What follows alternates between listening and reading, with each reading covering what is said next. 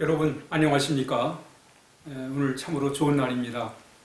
오늘 함께 나눌 하나님의 말씀은 베드로전서 1장 23절에서 25절까지의 말씀이 되겠습니다. 우리 함께 읽겠습니다. 너희가 거듭난 것은 썩어질 씨로 된 것이 아니요 썩지 아니할 씨로 된 것이니 살아있고 항상 있는 하나님의 말씀으로 되었느니라. 그러므로 모든 육체는 풀과 같고 그 모든 영광은 풀의 꽃과 같으니 풀은 마르고 꽃은 떨어지되 오직 주의 말씀은 세세토록 있도다 하였으니 너희에게 전한 복음이 곧 이 말씀이니라. 아멘.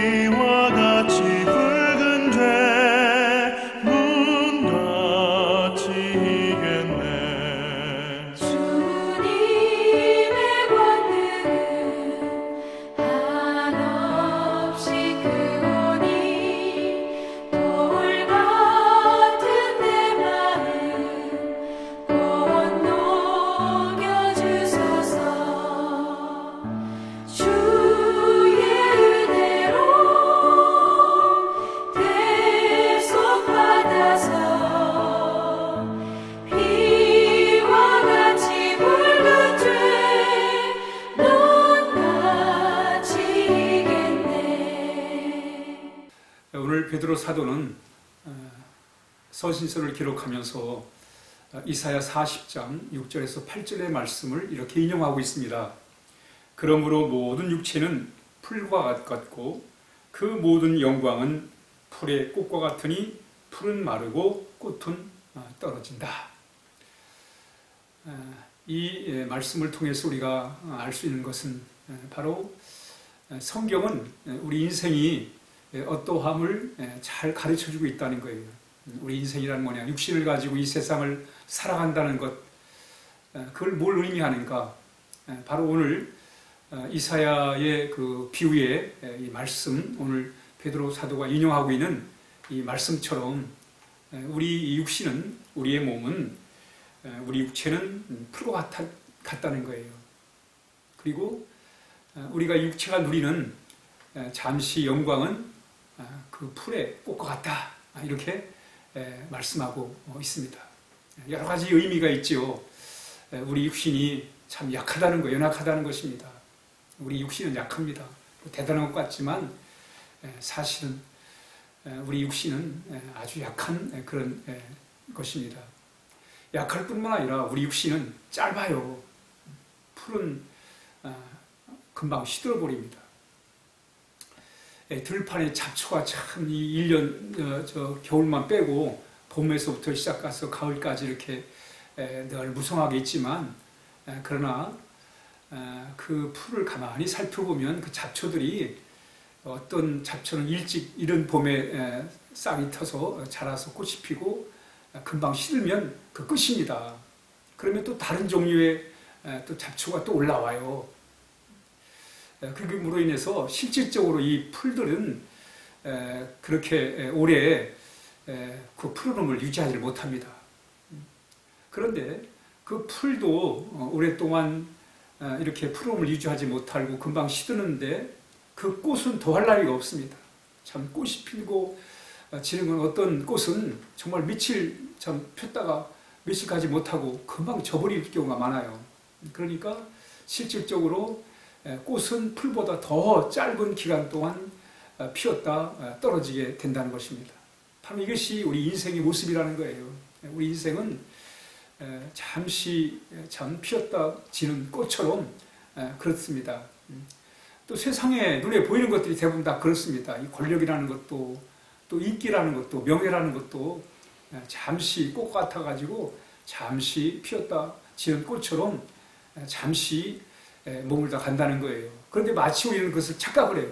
내가 지금 누리는 인기가 또 이 권력이 이 명예가 내가 가지고 있는 이 부가 영원할 것처럼 착각을 합니다. 그러나 실제 인생을 알고 나면 그렇지 않다는 거예요. 우리 인생은 베드로 사도는 또 인생을 나그네처럼 베드로전서 1장 1절에 보면 인생은 나그네로 이렇게 묘사하고 있습니다. 인생은 나그네 같은 존재예요. 풀과 같은 존재요. 풀의 꽃과 같은 그런 잠시 머물다 가는 겁니다. 우리 인생이 육신이라는 것이 바로 그렇단 말이죠.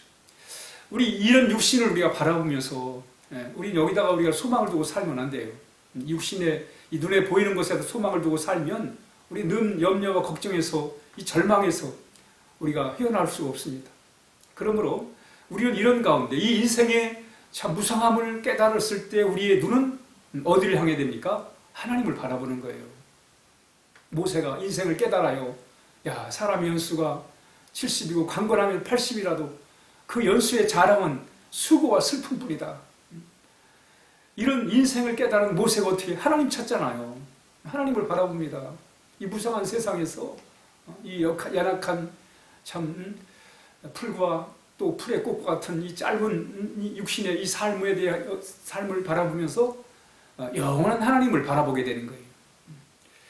오늘도 우리는 이 베드로 사도의 이 말씀을 통해서 정말 우리 인생이 무엇인가를 우리가 잘 살펴봐야 돼요. 그리고 이 풀이 영원히 푸르지 않다는 것, 꽃이 영원히 피지 않는다는 것, 잠시 있다 간다는 거예요. 그러므로 우리는 이 땅의 것에 눈에 보이는 것에 소망을 두고 살면 안 됩니다. 우리는 영원한 것에 소망을 두고 살아야 돼요. 그래서 오늘 본문의 25절에 보니까 오직 주의 말씀은 세세토록 있도다 그랬습니다. 하나님 말씀에 관심을 가져야 돼요. 왜 그렇습니까? 하나님 말씀은 우리로 하여금 거듭나게 하고 우리에게 영생을 주는 생명의 말씀이 되기 때문에 그렇습니다. 23절에 너희가 거듭난 것은 썩어질 씨로 된 것이 아니요 썩지 아니할 씨로 된 것이니 살아있고 항상 이는 하나님의 말씀으로 되었느니라. 여러분, 우리는 하나님의 말씀으로 우리가 이렇게 하나님의 자녀가 되고 우리가 영원한 생명을 우리가 얻게 되는 것입니다. 이 제한된 이 한계 이 상황에 우리 인생에서 이제는 영원한 하나님이 우리에게 주시는 영원한 우리 세계와 영원한 생명을 우리의 마음속에 우리가 품고 살아야 하겠습니다. 그러므로 우리는 오늘 본문의 말씀을 통해서 오직 주의 말씀은 세세토록 있도다 하였으니 너희에게 전한 복음이 곧 이 말씀이라. 여러분, 우리는 복음을 통해서 구원 얻게 됩니다. 구원은 영원한 생명, 하나님의 생명, 예수의 생명, 영원한 생명을 우리가 누리고 살아가는 거예요. 육신의 생명과 또 삶과 이 죽음을 초월한 그런 영원한 생명을 우리가 누리고 살아가는데 바로 그것은 영원한 생명의 말씀, 복음을 통해서만이 우리에게 이루어지게 되는 것입니다. 그러므로 우리 늘 복음을 체험해야 돼요.